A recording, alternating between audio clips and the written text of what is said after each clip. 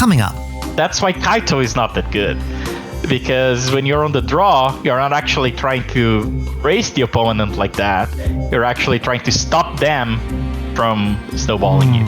Today, I have a regional championship champion and Pro Tour competitor, Mortadella, from Team Worldly Council, to coach me on how to play Standard with Esper Pixie versus Dimir Midrange, to see how Synergy battles Tempo, with a deep dive into how to play to your role on the play and on the draw. You don't want to miss it. I found this deck to be extremely difficult to play. Originally, I thought that Cauldron's very hard to play because Cauldron has a lot of options.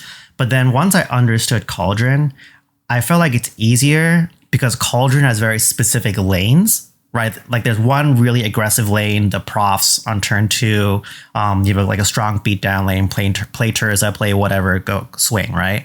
You can play the tempo game well, or you shift into the other lane of like, I'm going to do the Cauldron thing and outvalue you, right? To me, they're very clear. But when I started playing Pixie, there's no clear lane. It's just like everything does everything, and I don't know where to go. Yeah.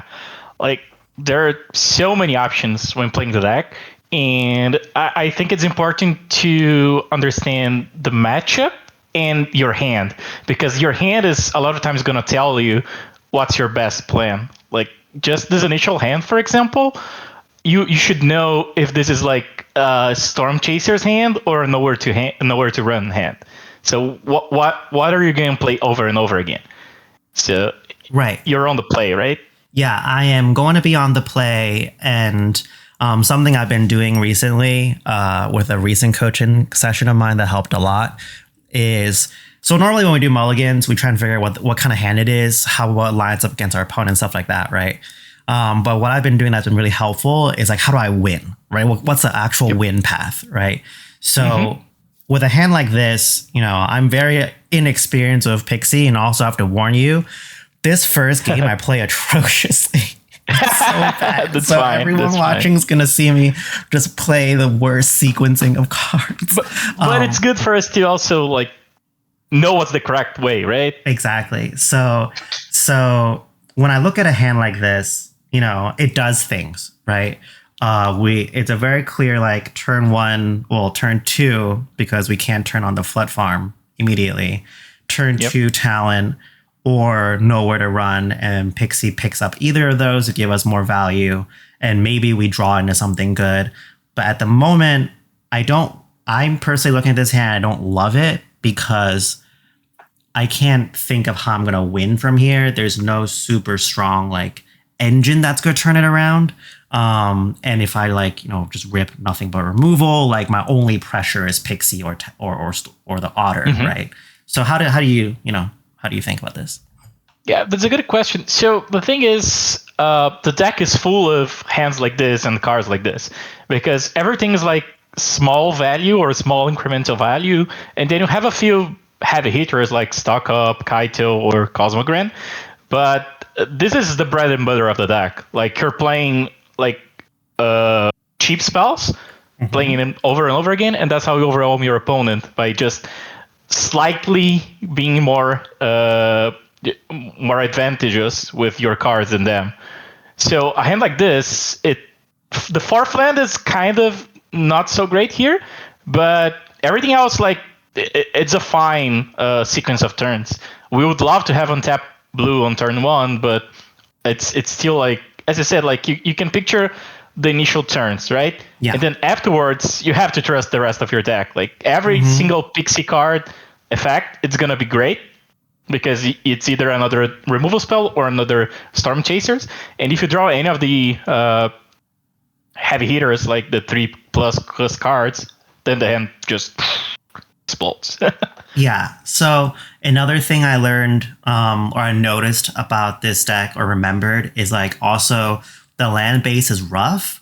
So the fact that we have, all the colors available, even though it's one too many maybe, is also another reason why we might want to keep this hand. But I like what you said about trusting the deck. Like, knowing that most of the core is going to be a certain thing. You're not going to have like great obvious hands all the time, right? So you need to know if a hand like this is good enough, and I think it is. Yeah. So spoiler alert, I do keep this one, but I think Nice. what's different about I think pixie hands than what I'm used to is I'm also used to like very clear aggressive hands. Like I love to play Rakdos, Midrange, and Pioneer, and that one's very clear, right? Like turn one, discard and a Harvester and a Fable, like Yeah, it's a game. 1-2-3 deck. Yeah, But this one, I love what you said. Just like everything is small increments, so seemingly, even though it doesn't seem powerful, we do have the core engine and the removal. So yeah.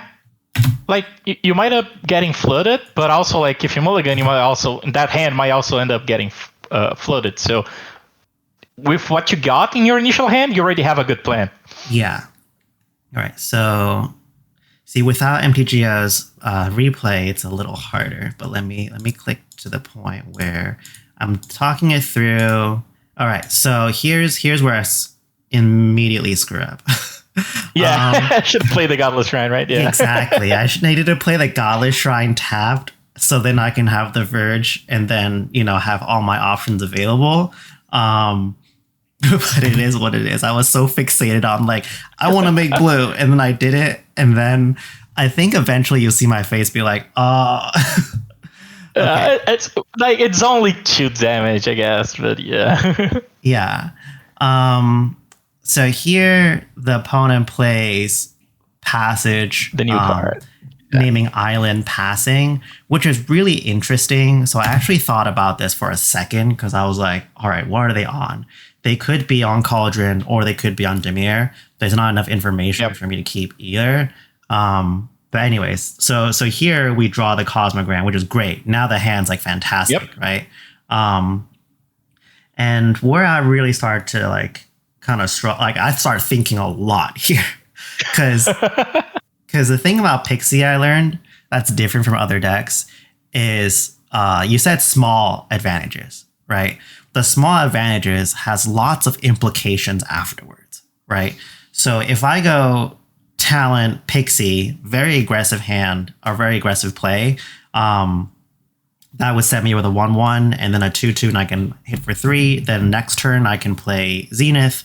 Then if I draw another card, turn 4, I can know where to run, do something, Zenith, blank, right? The other option is play the Concealed Courtyard, have nowhere to run, hold on all the stuff, so that when I play Zenith, I'm guaranteed to have then Pixie, Talent, Trigger, blank, right?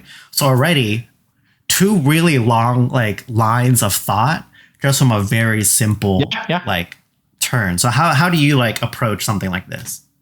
So it's great that you mentioned those 2 lines because that's exactly our decision here, right? I would like to add though that the best use of Zenith is on turn 4, and you immediately like get the trigger. So you will need the 4th untap land and a 1-drop in hand to get the best use of it, because just a naked Cosmogram, you risk just getting it removed without getting value from it. So actually, I think the decision here is that we don't have the 4th untap land unless we play Courtyard on 2 and Courtyard on 3. So this is the first thing about if we want to play into the Zenith here. If we play like that, we have it like actually an okay sequence with like Nowhere to Run, Pixie Nowhere to Run, and then Zenith with Talent turn 4. But that's kind of wasting the fact that we are on the play. So I really like being more aggressive when we are on the play here, just because we start asking the questions and not like trying to answer what our opponent is doing. So cards like Storm Chaser's Talent are much more effective when you are pressuring the opponent, because you kill something, get the Pros trigger, hit them, so you get value every single turn from the other token. And even if we go for that hand, we actually can have like another spell for Zenith, because we're going we're returning the Talent with the Pixie, so we can reevaluate on turn 3, for example. Yeah, we just don't have the 4th untap land, so but that's fine. It's still a lot of pressure. what I do like, or what I like about what you also said that I didn't bring up is the nature of being on the play and leveraging the cards the best based on your position. Yeah. And I also like that the conversation's more about how we leveraged our best card, the Cosmogrand, better, rather than trying to figure out the game plan, I guess. So what I ended up doing here is I'm like already tanking, and you'll see like later in this game I play like right to the last minute because I've tanked so much because it's so hard to figure this out. Is I thought there's still to me the two paths, right? We have an aggressive start or we play a reactive hand, but in the blind, I think it's better to just like pressure them and make them have it rather than trying to play from a position of being behind or like reactive, because we might not have the right interaction anyways, and we're kind of like wasting the Yeah, exactly. Like it's too passive to just do that. So like I think in general being in the blind, being more proactive is like probably better. You can never go wrong, basically. Exactly. Yeah. So here's screw up number 2. I didn't pick up the Pixie because I thought the Pixie was instant speed. Oh. I thought Pixie had flash because I assumed everything has flash. So then it's going to matter a lot this game. Yeah, I can see it already. Yeah. Like you still have like a fine turn 3, I guess. Yeah. But it's so much worse now. It is so much worse. Just being able to bolt them every turn. Because then when this happened, I thought like, well, if they play a creature here, I get to know where to run, pick up, and do all the thing again. But the focusing on the proactive play was so much better here. Yeah, because then on turn 3, you also have the option to just go the talent from hand that you picked up and the nowhere to run, and then suddenly have 2 prowess creatures like pressuring the opponent. Yeah, so a little bit of an oopsie there, but that's fine. Not as big of a deal because now hopefully we play the Stormchaser talent first. Okay, we're not doing any. Yeah, I should have gotten the prowess there. And then we're gonna pick up. Oh, we're playing the Cosmogrand now. Okay. Here's big issue. Let's talk about this. So I don't think it's like completely wrong to do that if you have like a plan in mind with this Cosmogrand. Like for example, they played. So let's think about what our opponent is playing and what they're doing. Right? They went tapped island, Soulstone.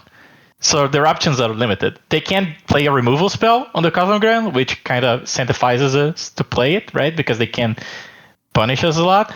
But like, we don't know if they're Cauldron or blue-black, but it's much more likely to be blue-black. I think Cauldron are not playing like Sanctuary any longer. And they probably wouldn't keep a hand like that. Exactly. Like they do play. I think they still play Sanctuary, but they would not play to like Island Sanctuary Go without playing profs, right? That's just not how it's gonna work. Exactly. This looks like someone playing a flash deck, like blue-black mid-range. But even then, even if we knew that this Cosmogrand was resolving, I think it's still like not ideal use of our sequencing. Of course, we got punished by not playing the Pixie there on turn 2. We could have a lot more pressure going on, a much bigger board. But still, like just playing your creatures and putting them on the board beforehand, it's fine. Like almost all of your spells are gonna trigger Cosmogrand easily. So even if you do it like turn 5, you still put so much pressure on the board with the tokens and the removal spells and the Pixie that by the time Cosmogrand hits, you're ahead and you can take advantage of that instead of like trying to set up. I want to say like a fancy turn with Cosmogrand. It's too risky for a war that it's kind of like meh. You could get the same effect by just playing all of your cheap spells beforehand. Could you go a little deeper on this idea of like it's too fancy for So when you slam Cosmogrand, right? Yeah. You're telling the opponent, hey, this is my great card. If you don't deal with it, I'm going to snowball out of control, right? Yeah. But you can get punished by just getting it removed easily, like getting out-tempoed counter, like a Floodpits Drowner, anything like that. So you're putting your whole game, your whole plan into your opponent's hands. Like, there's no reason to risk it all with something that, like, it's super powerful if it goes right, when you could just set it up slowly and still have powerful turns without the risk of getting blown out. Yeah, that makes a lot of sense. So I think the issue with this turn is, first of all, I didn't even, when I started playing this like an hour ago, I was like, oh, I'm just gonna play the Zenith. And then, like, I think by game 2, I was like, wait a second, I could just do this on turn 4 instead, and immediately took the removal spell instead of walking to the Phantom Interference. I was thinking like so long on like, what are they playing? And then I'm like, well, if it's Dimir, they only have one copy of Phantom Interference, so I'm just gonna chance it and see what they have. And then they had it. But even like a Floodpits Drowner, for example, right? It's still like annoying. They can tap it, untap, and remove it.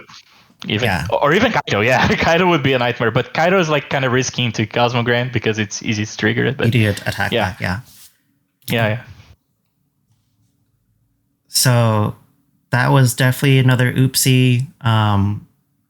But I think it's also important to just think about, like, I'm so used to playing, like, I'm going to present the problem, and if you have it, I'm going to deal with it afterwards. That thinking about, well, how do I reserve my engines, not for a big fancy turn setup, but like to actually just get the value out of it at the right time is pretty unique. All right, so they... go ahead. You can also... I think your way of thinking is correct. Like, I want to present threats to the opponent, but at the same time, you could have presented a different threat that did not have the risk of getting answered so easily by the opponent. Yeah, which was to just even... I know we should have played Pixie turn 2, but even if last turn, if we just like Storm Chaser +1/+1, play Pixie, and attack, keep nowhere to run up, that's fine. And still have all of this and Cosmogrant in hand, like, we're making them answer it, then make it much easier for us to resolve the Zenith afterwards. So now we were choked on blue mana. yeah, that's really, really tough. Another reason why playing that talent last turn was very good. But here, so okay. Before I rethink the turn I already played, how would you start to approach something like this? Because there's just so many options, right? I could theoretically pick up a land off of Fear of Isolation and replay the Storm Chaser's talent. I could play Pixie, pick up whatever. Like, how are you going to start to work a turn like this out? Right. So, 2 things here. First, we really need to think ahead on our future turns, right? Yeah. And here we are clearly choked on blue mana. So ideally, we want to cast a blue spell here, right? Mm-hmm.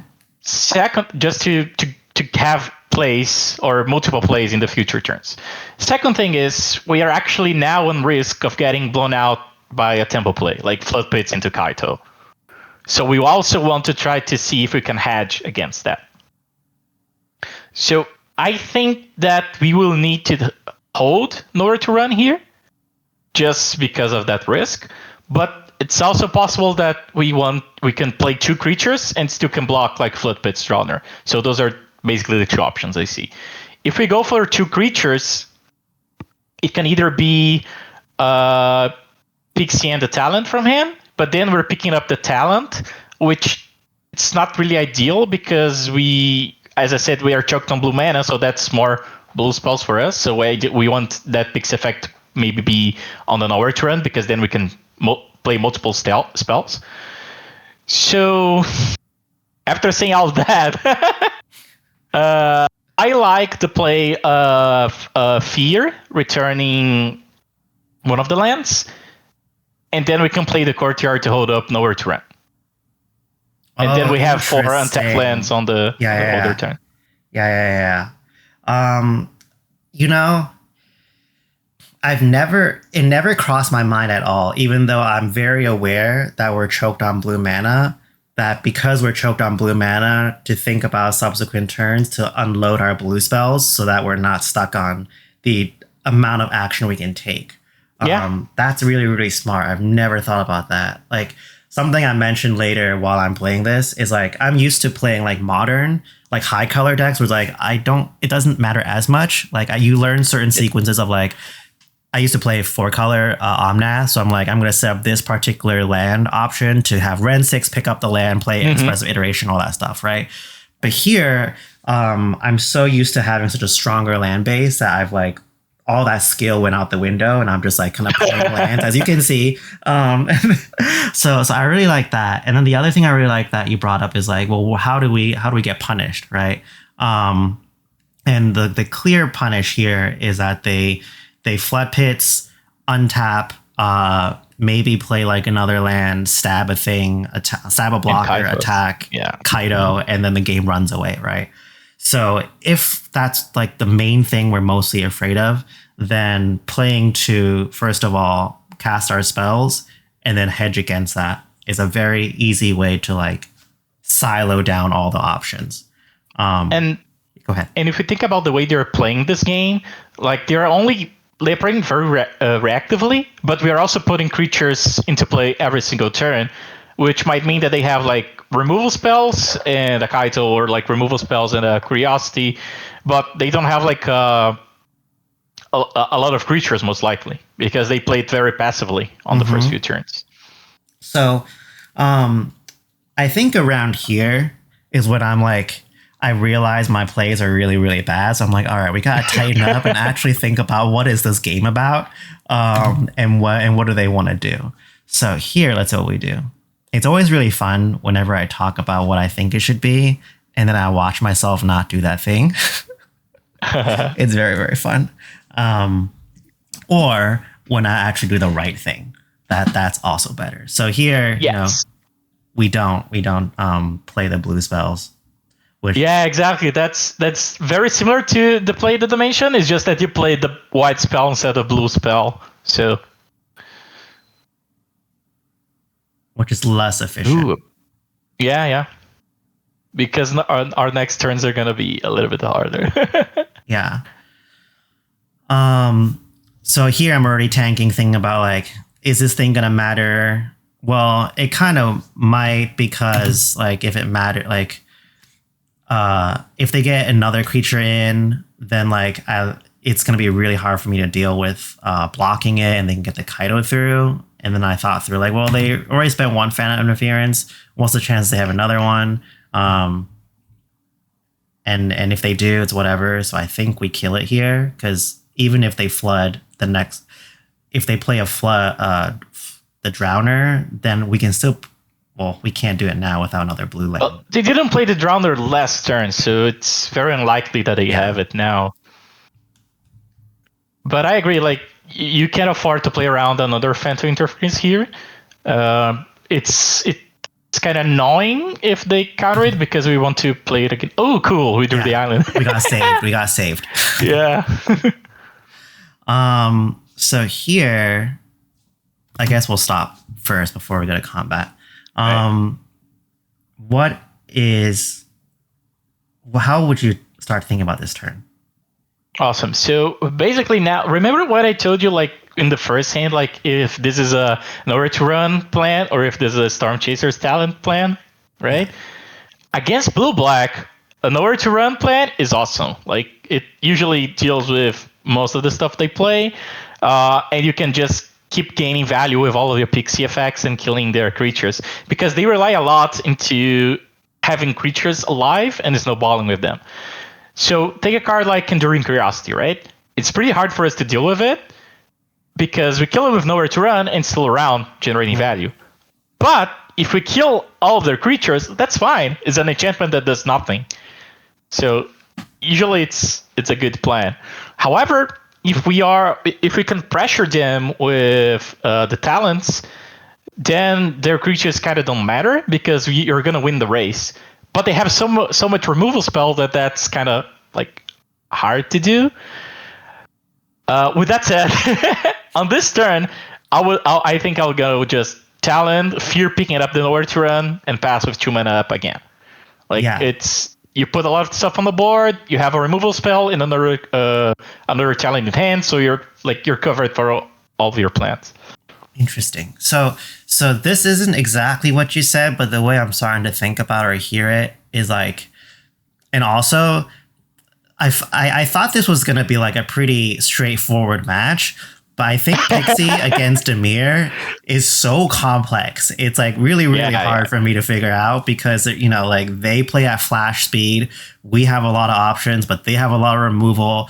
So when do we commit all that stuff? Is a lot of like space. And I think what I like about what you're talking here is like, we've identified like how to beat them and some of like the ways they can punish us, right? But if we set up a general like kind of like middle ground of like we put some amount of pressure but hold up the removal here, then it still again simplifies the decision, right? Yep. Of like we have a nowhere to run and we got pressure. It doesn't matter what they do, we'll deal with it when it happens, right? We have everything covered, that's the idea. Like sometimes you're gonna go all in on the plan, like just play a lot of Storm Chaser's talent over and over, but that's usually because it also covers their plays because they can deal with it reasonably. So that like it doesn't matter if you don't save like multiple nowhere runs to kill everything, they're gonna die to all of the other tokens and the pixies. Yeah, the way I like to think about it is like it's kind of like chess, like you're putting them in check by like giving them different exactly. ways to pressure. All right, please play a Storm Chaser talent. Please pick it up. All right, okay, where are we going with this? We're going to pick up the nowhere to run, please. Okay, good. And then we play the talent. All right, also, we did secretly, if you had spare mana, you could also pick up the Pixie. I thought just to give it vigilance. Yeah. If they had another creature in play, I think I would have definitely considered that more. Yeah. But luckily for now, like I think we're at least looking at this board. Potentially, they could flash in a Drowner, tap a creature, hit a land drop, animate Sanctuary for some reason, and do that. But I don't think it matters as much because I think they need to get a Kaido or just more creatures. Yeah, they are like a kind of an engine deck. Like blue-black mid-range, it really wants to snowball. So that's why it uses like Enduring Crossing and Kaito and bad creatures, let's say, like Siren and Drowner, because they take them to this plan of like connecting with a creature and just running away with the game. If they're playing a game like this, which is us trading resources, that's perfect for us. That's exactly what we want to do. Yeah, this is the game like we want to play for sure because our whole deck is designed to just like, wear them down, right? Because we're just picking stuff up and getting more value out of our cards.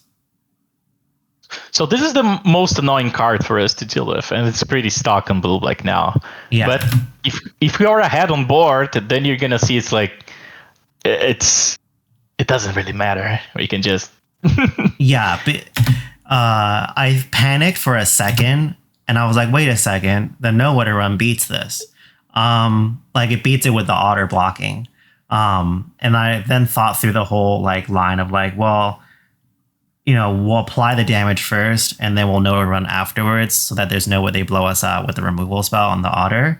So I guess the question now is, do we attack with the otter as well? Because here I'm seeing like we could play the talent, have one blocker, apply 1, 2, 3, 4, 5, 6 points of damage. They're probably not going to block because they know we have nowhere to run. Exactly. So here it's on them, right? You play the talent and you attack with all and see what they do. If they block, then it's possible that they have the play you described, like just killing our other in response to nowhere to run. So you can probably accept that and just let damage resolve and then kill the preacher. If they don't block, we still have an okay play on their turn, right? Of blocking with the other and then doing the same thing. They get a vampire token, but it's not really super powerful here. So I would start with playing the talent and attacking and saying, hey, okay, what you're going to do, Yeah. And the other thing is like, even if they kill our blocker afterwards and attack us with Preacher, Preacher is not. I guess if they hit in a land drop, it's not really a card you want to pick up with Kaido. It's not the same thing as picking up a Siren or like a Drowner, right? Like our board is pretty safe against Kaito right now. So we are only worried about like the game going too long with them like multiple removal spells, and that Preacher maybe bailing them out of this, because we're so much ahead on board.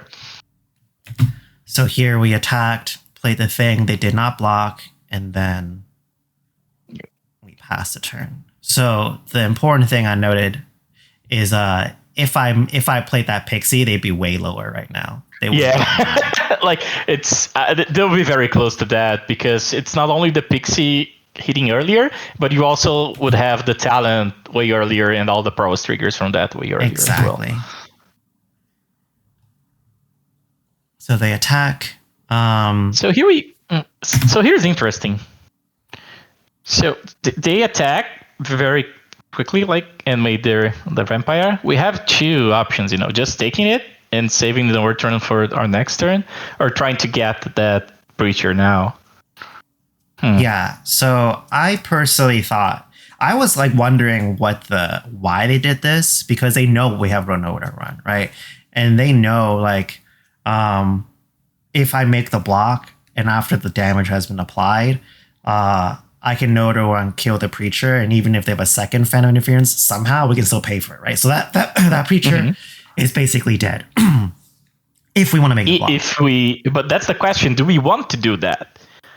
Do we actually want to trade their no return for that Preacher? Yeah. So what are you thinking through right now? So let's try to see what they could have in hand, right?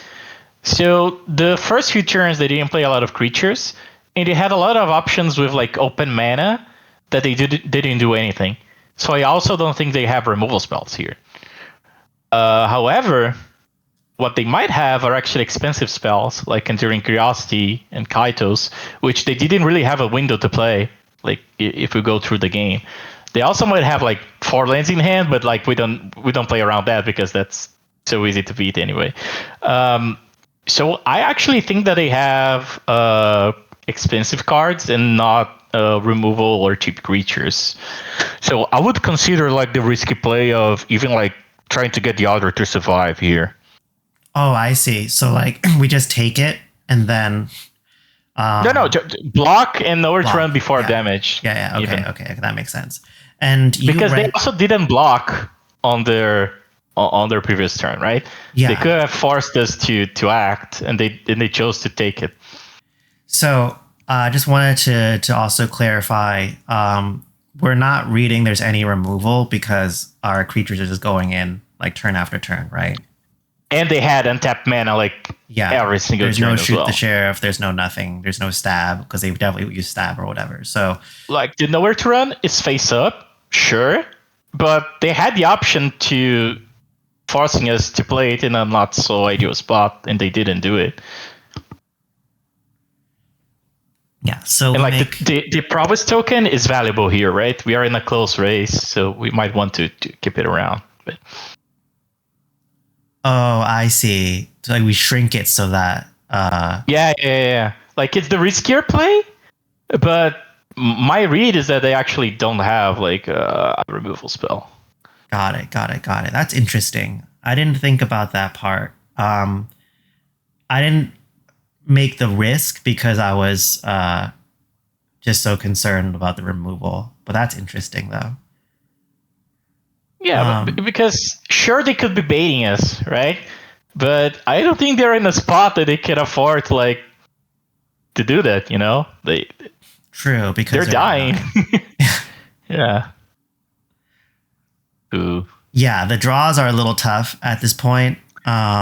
So here, I mean, we just. But so one thing, maybe about the deck, that it floods a lot, really, because your mana base is so bad that you can afford to play utility lands. But that's also why the 3+ cost cards like Cosmogrand and Stock Up are so important, because they are at the end of the curve, and you really want to see like 1 or 2 of them every game, So that play of slamming Cosmogran on turn 3 and not getting any value out of it, it goes, let's say, against what the deck is trying to do, because you're wasting one of your high-end cards, which are there to generate value for you so you can keep going. Right. Interesting. The deck is it's like aggressive, but also wins through value. So we're trying to find the opportunities where you can get the most value out of our cards across each turn. Oh, interesting. Because the way that it's built, like, the lands don't generate utility, right? And sure, you're full of 2-for-1s with the pixie effects, but if you start to be in a situation like this, that you start to float out, not having gained any value from that Cosmogram can really, like, end up costing you. Yeah.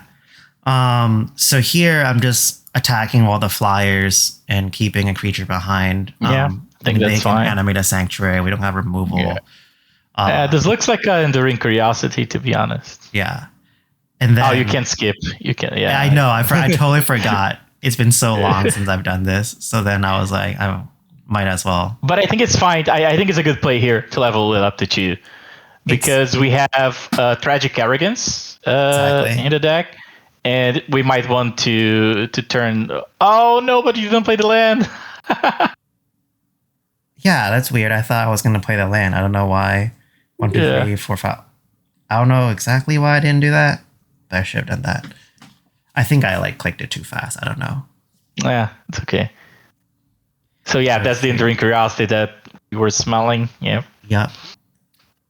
So now we actually end up in a position where they can snowball us. So all of that, we end up getting the short end of the stick here. We drew a lot of lands, that's fine, but also the small advantages that we didn't take allowed the opponent to actually be in a position where they can do their thing. Interesting.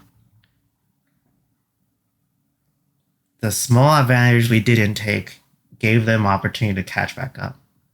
Yep. Even in life totals, right? Just think about it. Like, okay, sure, they if they were on 4, it's already a very different spot. It's a very, very different game. The whole point while I'm playing here, I'm like, if we did that, game would be over already. All right, so they play a Beastbinder. And then this is a great hit. Yeah, we got the Stalker, which I was like, damn, I should have held that second level. I know we already have another time. Not the land also, it's we really wanted the land in play as well. Yeah. But let's see. Let's see what we get. So this was, I remember this being a pretty interesting decision. So let's get to here. All right. We have 2 Fear of Isolations, a Verge, a Momentum Breaker, and a Nowhere to Run, right? So basically 2 pieces of removal, 2 threats, and a land. I took a lot of time to figure this out, because essentially how I broke it down was they're at 6, and either one way is to put more threats and just make them have enough removal to kill our threats. Important to note that we can't double spell because we didn't play the starting town. We play a starting town with a totally different game. And we tapped one of these starting towns to cast Stock Up. Yeah. Also a huge issue. So because you could pick up the talent and replay it. Yeah. So one thing I was thinking about is trying to present more threats and make them have it, right? The important part is the Beastbinder can turn off one of the flyers, but it's still a threat, right? The other way I tried to approach it is, well, the inverse of that is we kill their creatures with the Nowhere to Run, and then I don't know, something else, right? They're both basically answering the same question. One is reducing their blockers, one is giving us more threats. And took me a while to figure this one out. But how are you thinking about this? All right. So this is the thing. Can we actually get back into a value game from this position, right? Because if you think about it, we have a lot of resources here, right? The pixie effects, the removal spells, they give us they trade favorably, and we have talent Stock Up, which is huge value. Mm-hmm. However, they have an Enduring Curiosity on board and 4 open mana, which might be the second Curiosity because the way they played, like it looked like they had multiple high cost spells, and they passed by exactly 4 open mana. It could actually be like a Sanctuary activation, but anyway, I think that we're not getting back into this game by doing value. Like, I don't think we're going to have the time. I think they're going to keep snowballing us. Next turn, they're going to draw like 4 or 5 cards. So I actually think we should try to cheese them out with the board because we have the flyers. So I would actually pick the 2 Fear of Exhalations, play one of them, return the land, play the other one, returning Momentum Breaker, and try to win like that. Yeah. That makes a lot of sense.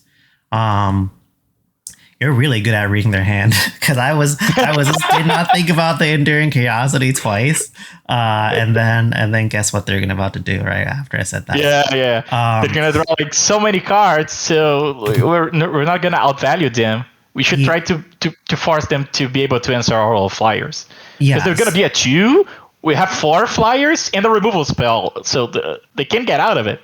So what I ended up picking was the Fear Isolation, pick up a land, replay it, so then I can know where to run. Yep. And then...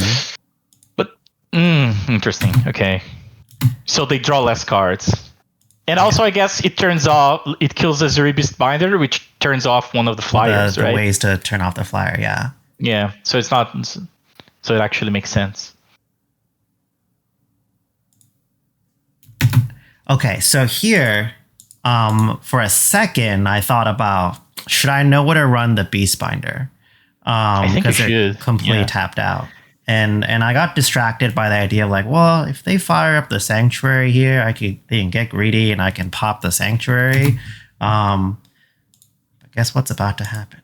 So first of all, I needed to know where to run right on combat. Clicked a little too fast there. And then what happens afterwards is I know where to run, and they have a second Fan Interference. The second interference. Yeah. So you knew what to do, right? The thing is, if you're gonna do that play anyway, you might as well reduce the possibilities that your opponent has, right? Yeah. That makes a lot of sense. And it's kind of face up as well. They know about it. So you're not like giving away information. That's like just committing to the plan, right? Yeah. And then not exposing us to more risk. So, Okay, so they rip like 7 cards or like 6 cards. And I'm like, all right, it's over. That's fine. We'll see what happens. And then we attack and they lose. Nice. Magic, awesome. Magic is funny sometimes. On the note of sideboarding, looking for that obscure uncommon sideboard card you don't want to crack packs for, but nobody stocks? Check out Mana Pool, a super convenient marketplace to find any cards you want at a good price without feeling guilty about it. You know what I'm talking about. All right. Yeah. I didn't have time to check out a sideboard guide, so I took a while to figure out what I want. I brought these cards in. I thought on the draw, maybe No More Lies, but then I'm like, I don't think No More Lies is the game we want. I feel like Kaido is very good just because I play blue-black mirrors, and Kaido is usually the most important game. And I think this is where we stopped. So, okay. What do you think? Floodplate's Drowner was my tag for this matchup. It's already very naturally good, but the way you lose is getting temped out in the early game. Yeah. And Floodplate's Drowner is just like the best tempo card ever. Yeah. So especially we can pick it up too. Exactly. It also has synergy with the deck. Stock up is kind of slow. And Cosmogrand Kaito are basically the same slot. I don't think I ever play both of them. Interesting. Because the thing is, not only matchup dependent, but play draw dependent. In my Pixie guide, I go at lengths about when either one is good and why do we play one over the other. And I think they're very play draw dependent. I think Kaito is the best thing you can be doing on the play because it puts so much pressure. But Cosmogrand is a great catch-up card when you're on the draw and you have to actually return to the game. Interesting. A play like that. So another thing here is that we have to be aware of our mana curve, right? Mm-hmm. Maybe you went like, oh, these cards all look like good in certain spots, but you forgot that this deck is trying to play 1 and 2 cost spells, and you have like 11 3-cost cards now post board with this configuration. So this makes your whole plan, like your engine, doesn't run as smoothly as it should be because of that. So I would always consider like keeping a similar curve from your game 1 configuration. Sometimes you can go a little bit higher because post-board games usually go longer. Mm-hmm. There's more interaction going around, but I wouldn't up the curve that much. Yeah. That's interesting because I learned something similar like that. I forgot when. I think I played like a bunch of other decks where like the deck composition matters a lot more. Like if you play a combo deck, there's only so many slots you can actually move, right? Because it's a combo deck. You have to keep it the way it is, and you swap like 2 or 3 cards. I think what distracted me here is like I was like, Kaido is a really good card, right? So that means I have to play Kaido in this matchup. But I wasn't thinking about the exact curve and what supports it. So another thing I thought about here was like I cut a stock up. Do I touch this again? Let's see. I do. I cut another stock up because I thought they bring in spell pierces. So like on the draw, I don't know if they actually do, but they could, right? They could bring up spell pierce for the enchantments. So I thought on the draw we're playing like a longer game. While stock up is very good in a type of game like that, it also just like they could hit it a lot easier versus Floodplains Drowner. You know, as you said, it's a very good card in this matchup.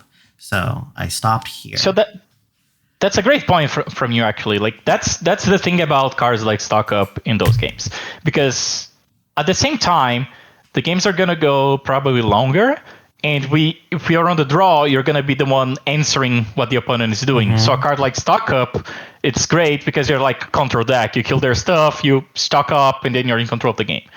But the other side of the coin is that if you fill your deck with cards like stock up, you might end up getting snowballed because you're on the draw. You're gonna have like a 3 mana, doesn't affect the board. Exactly. Yeah. So the important thing is what's my plan? Right. On this game, right? What am I going to do? If you check the configuration right now, like almost every card that costs 1 or 2 is gonna be a removal spell or trying to replay a removal spell, right? So you're gonna kill everything the opponent's doing. They might up doing like low cost cards to your high cost cards, like for example, Fear of Isolation returning an overrun costs 4, right? So if they go 1-drop, 2-drop, 1-drop, 2-drop, you might end up not catching up. That's why Floodplains Drowner is so good, because it's kind of a removal and a blocker in the same card. But also, that's why Kaito is not that good. Because when you're on the draw, you're not actually trying to race the opponent like that. You're actually trying to stop them from snowballing you. Interesting. I never put this much stock into play draw. Like there are certain cards that to me is very clear is much better in play draw. Like I think Seam Rip is a lot better when you're on the draw versus on the play, because you get to answer whatever like the FOMO they play on turn 2, then you get to untap or not. You get to basically makes it cleaner, right? Because you're on the draw, you're more likely to be answering what the opponent is doing. Yeah. Mm-hmm. But I think the structural like change to the deck, not that much structural, but like the game plan, right? Playing it more heads up to what the play draw strategy is something I didn't really consider. So that's really good too. This hand I instantly cut, even though I love all the cards. Like maybe against a different matchup, I was just thinking that we have no way to interact with their board. If they kept an aggressive hand that goes into Kaido, I imagine we just lose. I don't think there's any matchup where we would want a hand like this, just because it doesn't really match what your deck is trying to do, you know? Like, you want to play cards that cost 1 and 2, and then top it off with like a 3-drop to refuel, regain gas, or like Kaito to snowball the opponent. But here, if you just play land go, you're not going anywhere.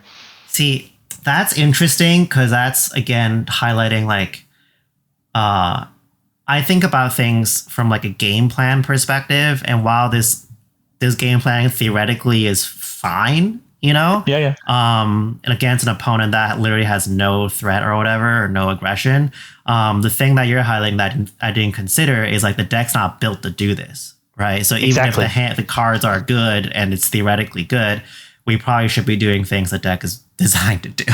Yeah, even a matchup where like the opponent is not pressuring, like you're playing blue-white control, right? Oh, stock up, they have to counter, stock up, they have to Kaito, everything they have to answer.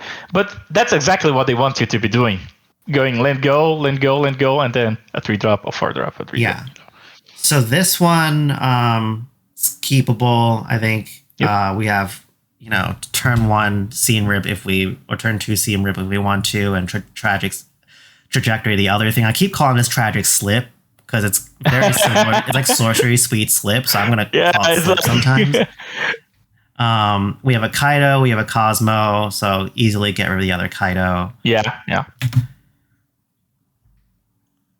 But I think it's fine. It's a fine 6. Yeah, it is. So they play the Reef tapped, and then we draw Nowhere to Run. So play Godless Shrine here tapped. I don't think I'm exposing anything too radical. It's okay. So here they play the Beastbinder, and then let's see what we draw.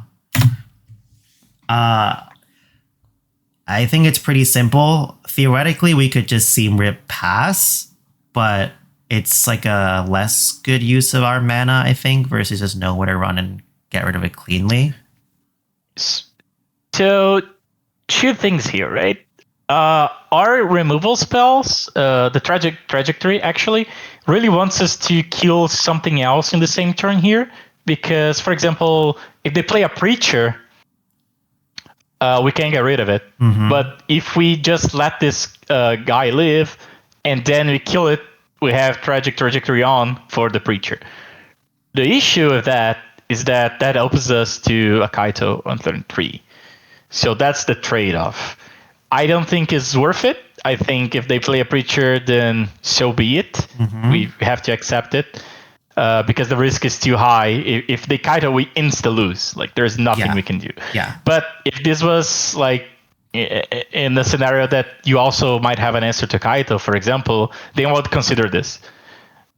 Yeah. Just like saving the removal for the same turn that you're gonna Tragic Trajectory, just to have like another answer to Preacher. So the decision I made here is I just want to use my mana best because, theoretically we could hold on to Seam Rip till turn 4 if we were hit a land, and this is a very clean and easy boom, make two dudes. The Trajectory has to stick in hand because if they play exactly Preacher, we need to have it there to remove it. And then one thing I've learned previously is the idea like sometimes you have to get used to the idea like it's just going to be uncomfortable. They're going to play a Preacher and it's going to suck and you're going to learn how to deal with it. Well, so I was going to mention that actually what we could do alternatively is just Seam Rip this, and if they play a Preacher, we have Nowhere plus Tragic Trajectory to get rid of it. Interesting. Yeah, I thought about that too, but then I was worried that like if I blow both cards to handle the Preacher like comes out ahead.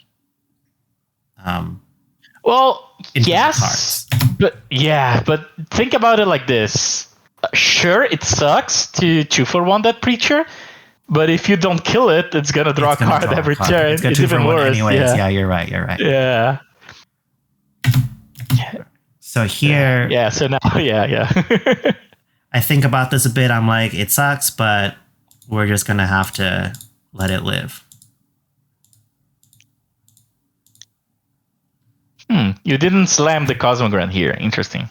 Because I was worried that if we play the Cosmogrant, then they go shoot the Sheriff and attack a Preacher. My hand is like just awful. Like I could play the Kaito and stun it, but then they will still have mana open to flood, kill the Kaito. My hands is absolutely like useless. Or even Reef, activate Reef, right. They go land drop. Yeah. So here I'm just accepting that they're gonna draw a card, and then I'm trying to set a better position of like if they have mana to kill the Zenith or the Cosmogrant, at least I have blockers to stop a little bit. So, but let me ask you this. All right, you're playing around them, having a removal spell, and then I agree with you. Like our plan sucks after that, right? But if they don't have it, what cards do they have in hand? And can you beat what they're going to do? Anyway. Sorry, can you say that question again? So, okay, so we identified a scenario that things might go wrong, right? Yeah. If we play Cosmogrand and they kill it, like our hand sucks, we don't have a lot to do, and like they can even answer Kaito easily. I agree with you. If we don't do it, we're not adding anything to the board. We're passing with 3 open mana. And what else could they have if they don't have if they have the removal spell, right? How are we going to beat the rest of their deck by playing like this? That's my question to you. I see. My point is that we're gonna be so much behind either way that we might as well just risk it. Chance it, right? Because if on the off chance they don't have the removal, which is also possible, we actually have a chance. They can keep a hand with the Otter and a Preacher. That's a hand I would keep, right? Like then we're able to then turn the game around, slip one thing, seam rip another, make 2/1/1s, put our Kaito back in, and then we're back in the game. Interesting. Yeah. I did not think about that at all. I was so fixated on just like, how can I conserve my cards and not get blown out? But I think that's the issue of like not playing to win, right? Yeah, they're already drawing 2 a turn. You're passing turn 3 doing nothing. Things are not getting better. Even if you gain value from this Cosmogrand now, like, okay, you're playing around the removal spell, right? Okay, you gain value. They kill the Cosmogrand. You are still behind. True. Yeah. So here we play the Cosmogrand, and then seam rip. I want to seam rip the token because it's a better target, but I still want to seam rip the Siren, just so that it's like slightly easier. Like it's just slightly harder for them to get the Kaito. If they'll have it because they have so many attackers. Yeah. Did you consider getting rid of the Preacher there? How do we get rid of the Preacher? So Void works by something leaving the battlefield. Yeah. I could have picked up Kieran. Yeah, pick Nowhere to Run and Void Trajectory the Preacher.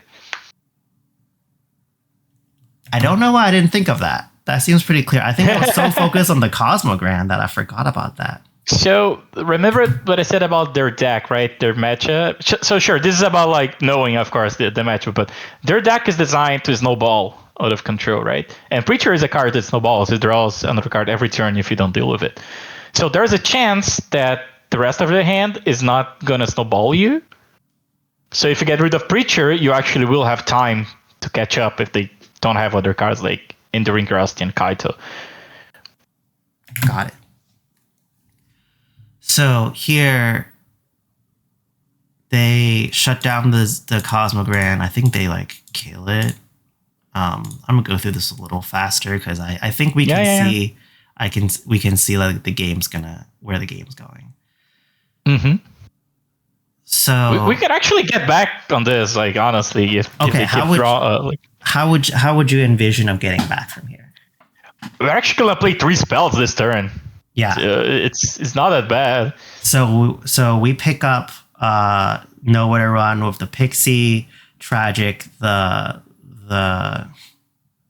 Preacher, and then pick up probably kill the Tishana. Kill a Tishana with. And then next turn, like we have Kaito on the Pixie, which is also like if they don't put stuff on the board, like a Curiosity, which they probably have it, right? Because they have a map and 4 open mana. So yeah. But like there's a chance, that we could actually come back from this game even after them drawing like 3 cards from with Preacher. All right. So pick up Nowhere to Run. Slip, yeah, and then Also, actually, thinking more about this. Oh, okay, they have a shoot the charge, but we could also have played like Trajectory on the Tishana. Oh. And then we're gonna get our second spell, but then we will get blown out by that removal spell. I think it's a tough. But that was also, yeah. It's a tough position no matter what. Yeah. It is. It is. We would have to think about what the opponent has in hand here. But we are in a difficult spot, but we can come back. So this is something also very important to understand, right? Maybe sometimes when we are playing a game of Magic, we think out, oh, everything is going wrong. Like the opponent has everything. I'm land screwed. I'm not drawing the spells I want. There is no way. Like this game is over. But actually, if you start to think about the game a little bit longer, you say, okay, wait. If my opponent doesn't have this, and I go this, actually, I might come back. And then you should just go for it. We end up like being so pessimistic about things not going like exactly how we want that we miss the opportunities to win some games that look unwinnable. Yeah. So I've been a bit better about that. I just generally play through like as many board states as I can because like you never know. Like sometimes, the opponent might not have a removal spell after drawing 7 cards, right? Like that's just going to happen. I think sometimes it's very difficult in the moment while I'm playing to like think, even though I'm like trying to think through all the options. As you can see, I'm like kind of focusing on like, well, the issue is this. The issue is I want my right. Yeah. It's like what is it? I'm laser focused on parts of the board state. And you miss the bigger picture rather than the bigger picture. And I think the bigger picture has always been like the hardest part to figure out. Because like as you can see here when we're doing coaching, I'm like, yeah, you just play the pixie here, play the guy, hit him for 3, right? And then when I'm playing, I'm like thinking about literally everything else but what the board state tells me. It is one of the hardest things to like untrain. Yep. Magic is super hard. Which is what makes it fun. And then I thought about potentially saving it. I don't know why. Oh, because we're holding for the nowhere to run. I knew like at this point it didn't super matter because even if we kill a creature, they can still fire up the reef and just put a lot of damage on us. But yeah, they tap down the thing, they fire up the reef, attack us for 9. We draw 2 Kirans. Some amounts of action. We could have 2 blockers and then I think this is a tough point to come back from. It is like we're not completely that, but if they play correctly, we're very close to that. Yeah, like playing a blocker or playing an nowhere to run, they're pretty much the same. But usually playing the nowhere to run is better because it makes your future pixies better because they're already in play. You're not locked into that play. Interesting. Wait, can you say that again? So for example, makes your future pixies better. Why? If you have the stuff that you want to pick up and play, that diminishes it expands the range of plays that you have because the pixie cards already have the stuff in play, so you don't have to start your turn by going north run and then the pixie. Oh, I see.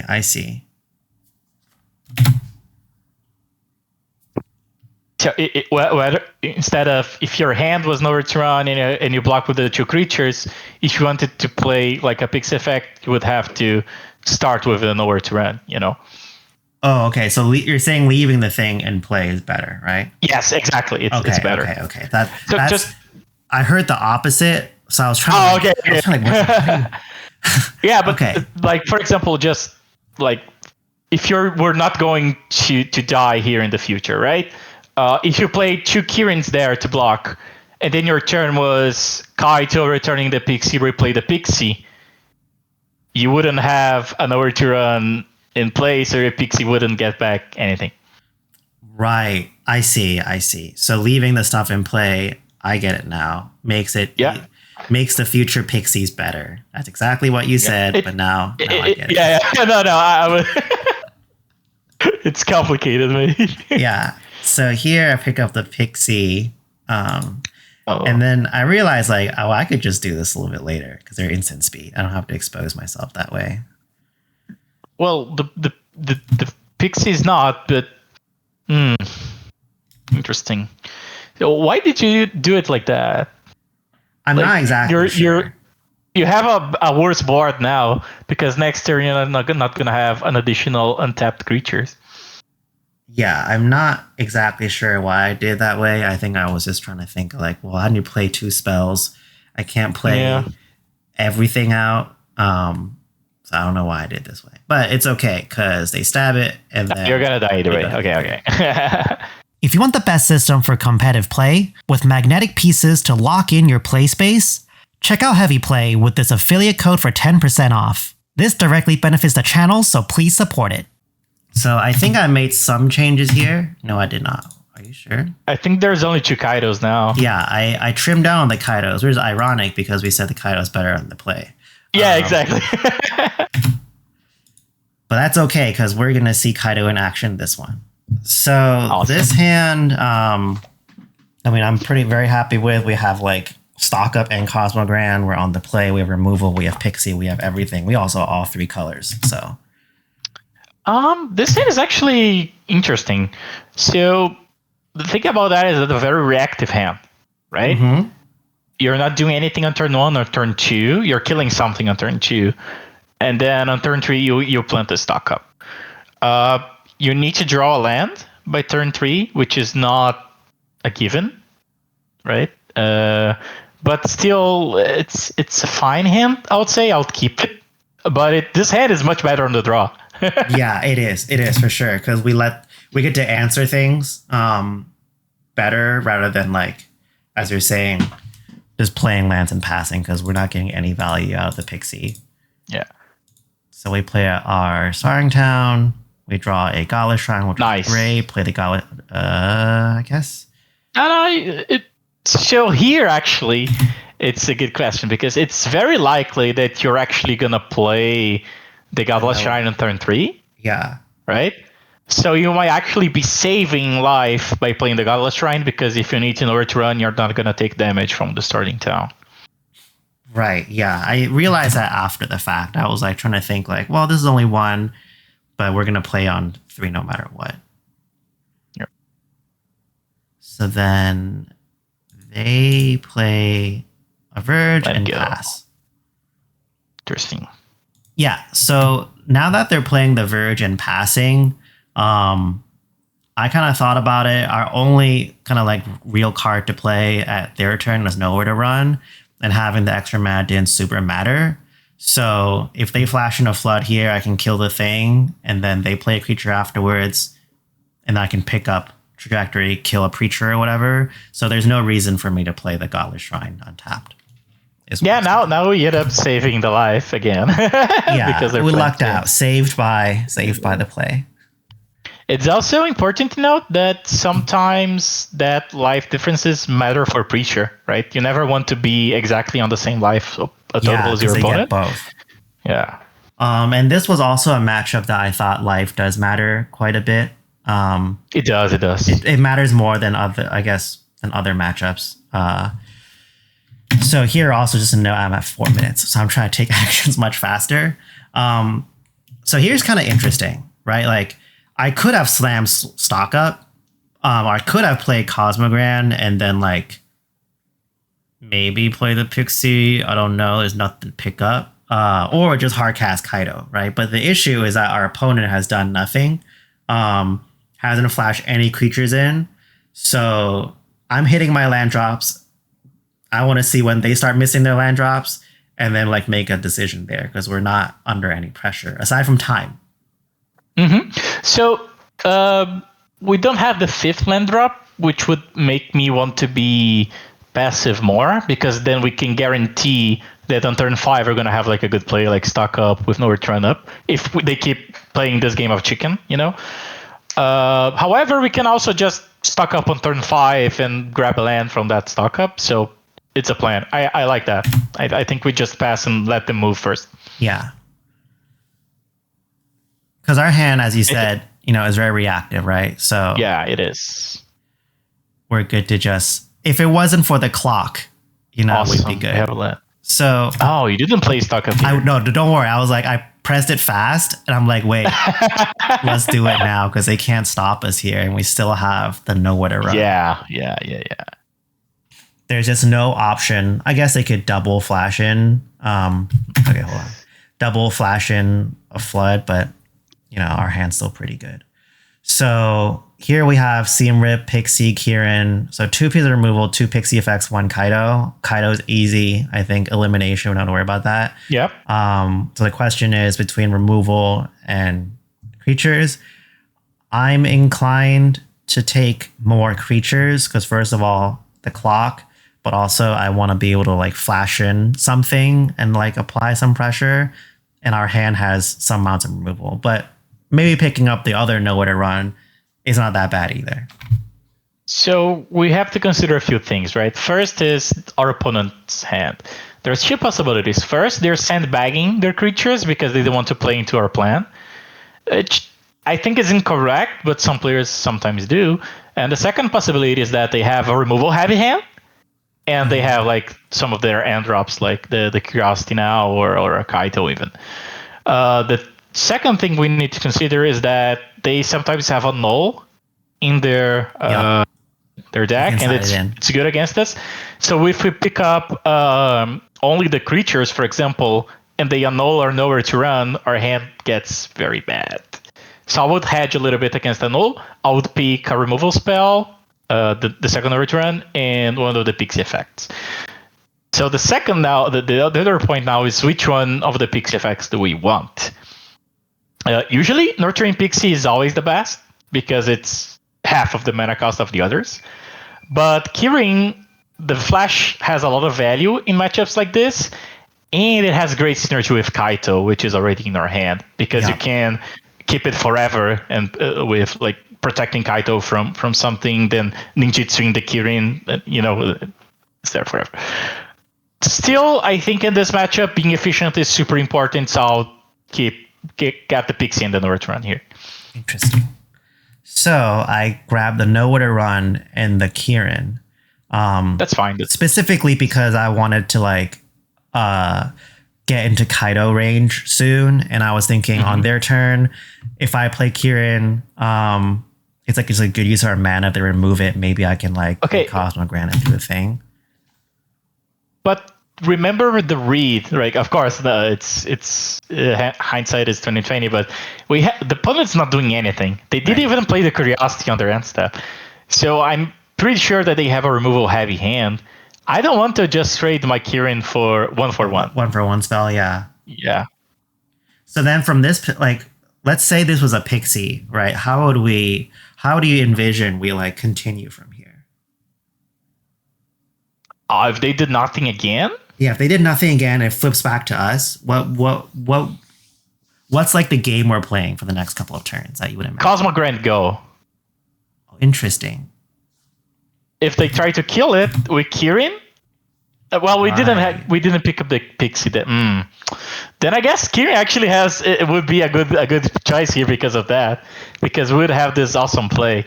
So if you go Cosmogrant Go, and they try to kill it, with Kirin it back to protect it and get the trigger. So actually, I think you were right getting the Kirin because it opens up this play. It's right for the wrong reason, though. I didn't think about that, but yeah, we'll Kirin take saving points. Yeah. That's interesting. Yeah, because right now I'm just so focused on the clock that I'm I gotta. Oh, I see. So you're very worried about the time. It's MTGO puts that pressure because it turns red, and you're like, oh, I have to do something. But 4 minutes is a lot. It's plenty of time to finish the game, I think. Yeah. So I definitely thought through what happens. They very likely do have removal because they've done nothing, right? It has to be some amount of removal. What do they keep the hand for, right? If it's not play creatures Kaido, right? If it's not Preacher, if it's not anything. But I just wanted to put the Kirin out and see what happens. And then wow. sometimes we get like a play. Wow. Sometimes it works. It could be a Tishana. It could. That's what I also thought about too. When we got here, I was like, oh no, is it Tishana? But I think Tishana. But then, yeah, they did nothing. Okay. I think Tishana comes in here. I think they do with Tishana. You probably noticed the mana though, right? At some point. Yeah. Like we have this habit of like wanting to tap starting town to not get damage, but it's important the nowhere run. It's not available to us. So I did realize that afterwards. I'm like, oh god. But then I was like, well, on the bright side, they can't kill our Kaido no matter what. Yeah, we have the Kirin. Oh, it is Tishana. Okay. We have the Kirin, and also they won't have enough damage unless they put everything in there. And then we can Kirin to protect it. Okay, so they attacked Kaido, played a land tapped, and then passed the turn. Awesome. So now we're in a much better position with Kaido. So here, how would you start thinking about this? Because again, like, all right, I'm kind of stuck on how many options there are again, right? That's like the problem. Yeah, I have to think a little bit on this turn because it's a lot of things, and we have to think about what they have as well. So they've been passing turn by turn. They didn't kill. Maybe they have the removal spell for the Kirin, and they just forgot about like Kaito, I guess. But no, I guess they would kill it on the attack. So, they didn't play Curiosity on that turn 4. Maybe they were afraid of. So, this looks like Annuls and possibly more Tishanas as well. Even maybe Pierces, because they didn't Pierce this. Like, we played stock up on turn 5 with like 2 extra mana. So the first thing we're doing is we're trying to unmask their hand, right? See what's in their hand first. And after, based on what we guess is through hand reading, we try and form a plan from that. Also, not only that, but we also have to think about the ups and downs of every play. So if I do this and they have this, how bad is that? Yeah. Even especially if you are unsure, like the range here is kind of hard to decipher because they played nothing the first 4 turns and didn't interact with some of our cards. But I would say it's more likely that they have stuff like Annul here. So I would start with Cosmogrand, I think. Yeah, start Cosmogrand, and then we open Tragic Trajectory, the Tishana. Yeah, Cosmogrand, Tragic. Oh, we have all the mana for it. Cool. Yeah, and then we have 2 mana left over to either have Nowhere to Run or Kirin. And the reason why we're doing this is so that we can still commit more to board. Yep. Like, Cosmogrand is our most powerful card here. And I don't envision a way that we get punished by them by going this way. Like, play with Nowhere to Run and Pixie, stuff like that, is usually like, they did it. Okay. This was going to happen either way, so it's fine. Yeah.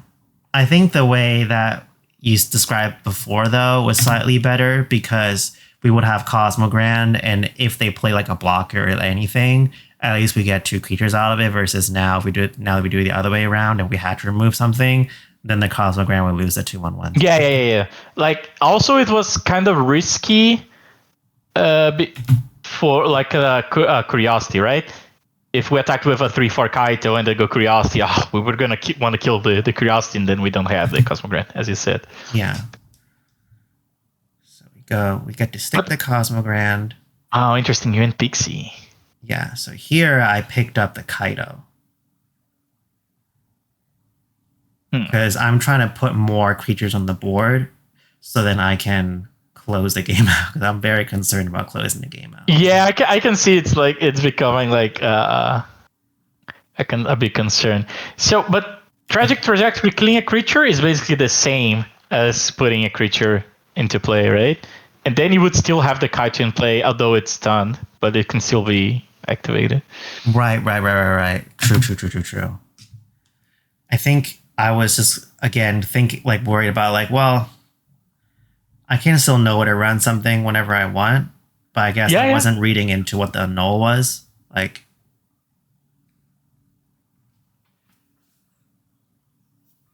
Like, sometimes opponents are hard to read because what they do actually don't make sense, right? It's possible, but we should always try to think that, okay, our opponent has a plan, right? Because what could explain the way that they're playing?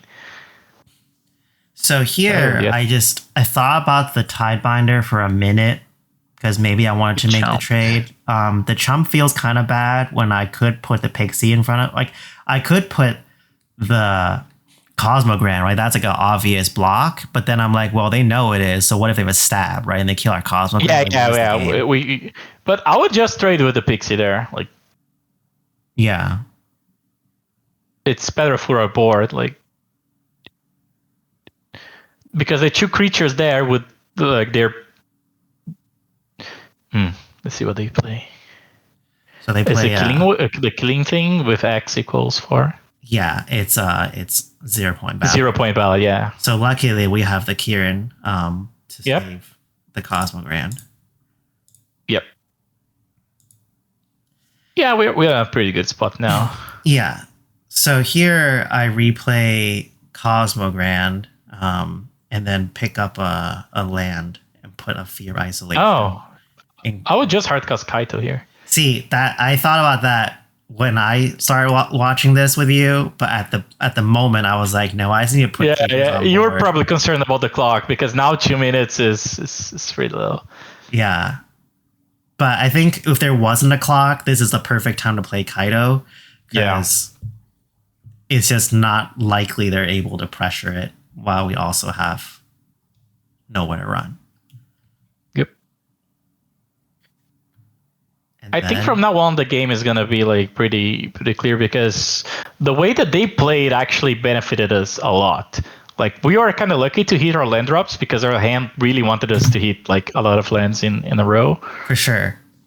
Because and now they have a second one, and this was like I was thinking about like what if they have a second one, but like I can't play to like back 0 points. They still take 4. But if we had a Kaito there, where it would have been it a much better position. Would be better, yeah. Also, you're missing value from the Fear, which I think is like the biggest thing. Yeah. Here, I'm trying to like trade value for time. Yep. So I added a counter, and then end step they play Valley, and here I just don't want to deal with it. So. Yeah, that was perfect. Yeah, because now if they had like an Null or another Tishana, they would actually clear the Kaito with the Sanctuary. We could have been mega punished. Yeah. So sorry. So we go here. Awesome. What did they do? They played a tap land, I think, and then played the Beastbinder, and then we drew another Cosmogran. Very good. Easy. Yep. And then they have the Null. They only had they had the Ballads. That's why they played like that. Yeah. Interesting. So this was their hand. So I thought a little bit. I think just having more creatures for now is good, so that it just stretches their removal, and then the next time, if we're able to double spell, then we can +1/+1 everything, and it becomes really hard for them to win. No, it's the 1/1s are great here because one of their ways out is like killing the Cosmogran and then attacking Kaito with the Manlands. Yeah. And then but now I think 1 minute on the clock. Yeah. I'm playing like to the last like 30 seconds, and then they flash in a Curiosity, which gets eaten by a Nowhere to Run. Yeah, I would kill it 100% there. So awesome. Here, the game's over. They have a land. Nice. Yeah. We prevailed. We prevailed. I actually forgot to activate Kaito afterwards. But those are the 3 games. there was a lot to talk about. I was very surprised A lot. by how difficult and complex this matchup was. Yeah, it is. Like, Pixie is inherently very difficult because you have so many decisions. All of your cards do a lot of things. But also this matchup is very tricky because it touches in a lot of on Magic fundamentals, right? Like, the decisions are not clear because you have to think about what the opponent is trying to do every turn. It's very interactive Magic. Yeah. And that's what makes it really, really fun. Yeah, I agree. So what I'm trying to think back on everything we talked about on this session, just to like recap it. I think what I've kind of taken away more is maximizing value out of like our cards. That's definitely one of the bigger kind of like issues we saw in the game, is like a lot of times I just played cards and didn't use them to the max effect. Some of it was just like, not thinking hard enough, or like just not knowing what the cards do, or like lack of experience. But there are other strategic times where I like overvalued like the card for a wrong reason, when like we could wait a little bit to have it do better. And then the other thing was simplifying decision making through trying to do hand reading of what our opponents did, or what our opponents can do, and then like working from there. Yeah, because if you're just going with vibes, right? Sometimes it works because you instinctively get better at the game, right? And you can try like, oh, this feels right, and sometimes it is. But if you really stop and, okay, wait a minute, what did they do through the first 3 turns of the game? What does that tell me?